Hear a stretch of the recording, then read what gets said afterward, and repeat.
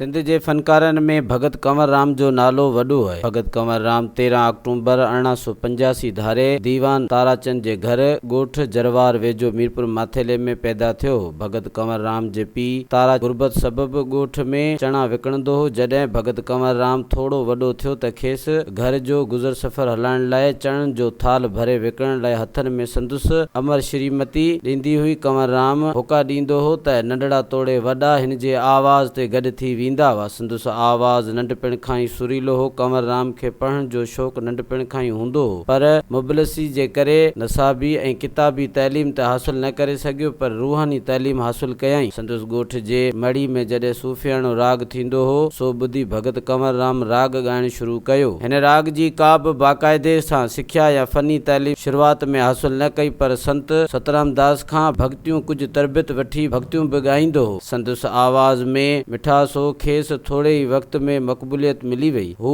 पेरनि में घुंघरुनि जी छेर ॿधी नचींदो बि हो त ॻाईंदो बि हो। कंवर राम जी ज़िंदगी जो आख़िरी राग मंझांदि में ॻायो वियो जॾहिं खेसि रुकन रेलवे स्टेशन ते फायर करे क़त्ल कयो वियो। इहो हादसो 1 नवंबर 1939 ते पेश आयो जॾहिं त अग्नि संस्कार 2 नवंबर ते कयो वियो। संदुसि आख़िरी आरामगाह रेड़की में संत सतराम दास जे क़दमनि में आहे। मज़ीद ख़बरनि ऐं तफ़सीलात लाइ विज़िट कयो असांजी वेबसाइट www.awamiNewsHD.com ऐं ॾिसंदा रहो अवामी न्यूज़ HD।